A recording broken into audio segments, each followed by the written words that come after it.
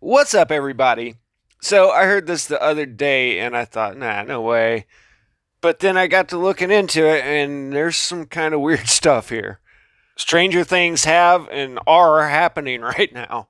So, here's what's going on. This OG Piru, sorry, I don't know who anybody is, but he was on Boss Talk podcast and said that back in 1979, MJ was partying in Vegas and took it a little too far. The old silver spoon to heaven, if anybody gets that reference. So he says Mike Odie's and the big shots in Vegas can't have that happening in their town because, by what Piru says here, Elvis Presley had just passed. And you can't have the king of rock and roll and then the king of pop, never check out of town. It's bad for business. And that's all I saw of it. It just came up in the shorts. So, first off, Presley lived until 1977. So that's 2 years before 79. So it's not like it's exactly back to back. But then I got to looking into it, and, we all know how Mike changed throughout the years. But let's look at the difference from the late 70s to the early 80s with this guy. Now, there's two main markers I go for with I've done this for quite a few people out there. But the main identifiers are the nose and the ears. And unfortunately, in this case, we all know that the nose was being sculpted longer than the statue of David. So we can't really go by that. And then also the ears. And unfortunately, all the younger photos, he's got an afro and you can't see his ears. So here his nose is already different, but it doesn't look like it's been chopped on. I mean, if somebody did that, I guess that was really good work. But this is early 80s on the left, late 70s on the right. This was his last album before that. This was released in 78. And he was already a huge star. I mean, like the ABC, they had like 5 hit singles, throughout the 70s and really well known. Now, I don't know what the heck this is. It came up, it's a book cover, but it came up several times, and that's obviously not the same person. I mean, it's not even the same clothes, but this was the first thing I saw when looking into this, and it's like, what? This is his album cover from 1978 on the left, and then the Triumph Tour 1981 on the right. And then there's this guy.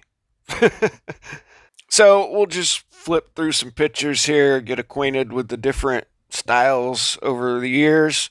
And I'll say this, I wish I could play some video. I did find concert footage of 1981, and it was him and his brothers, the Jackson 5 or however many at that time, and it sounded like Mike.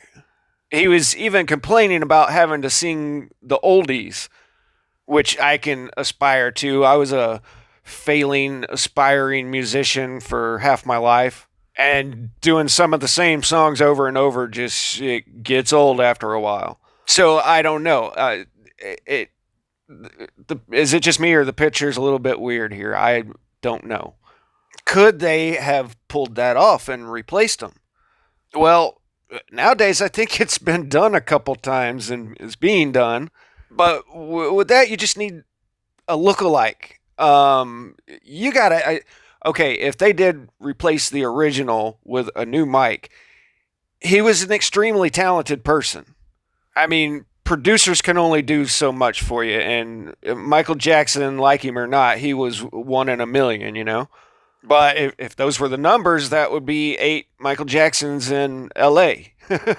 But the odds of finding someone with natural born talent that actually looks and can sound like somebody else, that's really getting difficult to do. And so maybe that's what all the sculpting was all about.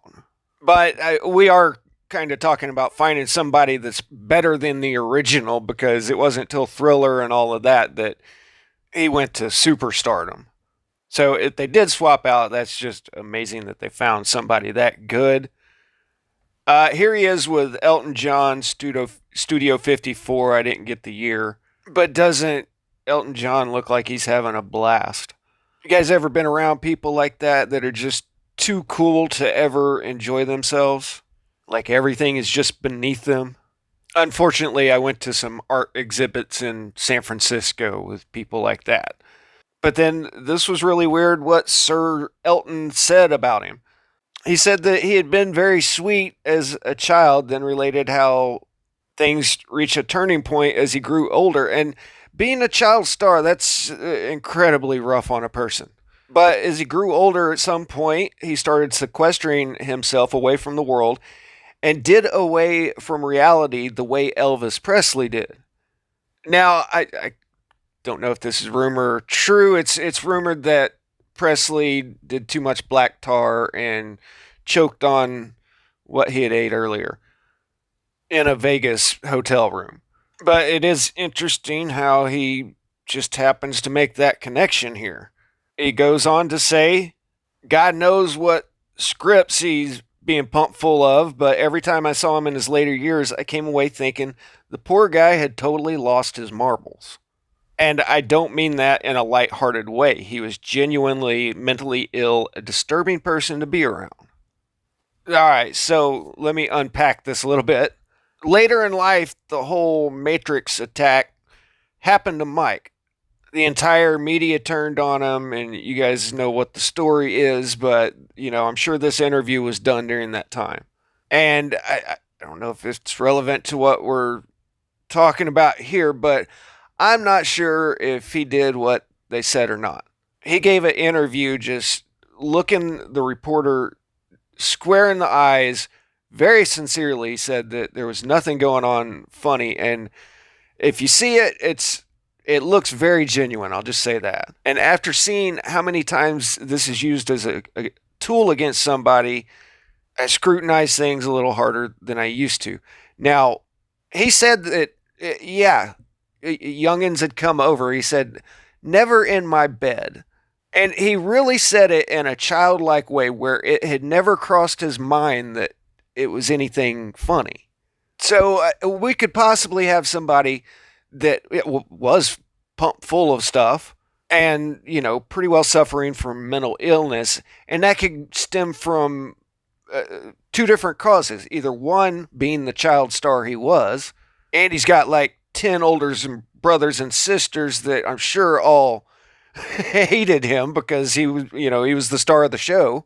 And, it could be a reliving his childhood, wanting other kids to have the childhood he always wanted, a number of things there. Or it could be that he was living a complete lie as somebody else that had just stepped into Phil's shoes. That would really screw with somebody's head, too. He did speak out publicly many times about the biz and the crazy stuff that goes on there. And we all know that this stuff is still happening today all over the place. Go look into the rap industry and it's insane. I mean, these are big, strong, tough dudes, rapper guys that are talking about how so-and-so got turned out. They dropped something in his drink at a party and then filmed all of it. And then the next day gave him a really crappy contract and said, well, you can sign it or everybody's going to see this. So there's all this dirty biz going on all throughout any media establishment. And you don't hear them reporting on any of that. So why did they turn on him alone and, go full on widespread push to demonizing? So I don't know. What do you guys think? It really does look to me like there might have been a time that Mike was MIA and they filled in with this guy because these look out of place. I mean, these right here look like a completely different guy than the 70s and 80s pictures. It looks like a fill-in for a tour or something. I mean, doesn't that look like just a completely different person? And then it looks like you've got Teenage Mike and Teenage Mike, which I don't even know if those look the same. And then you got Pretty Mike in the early 80s. And then from then on, the nose starts getting narrower and he starts getting wider. I don't know. You guys let me know what you think. It's definitely weird. Static out.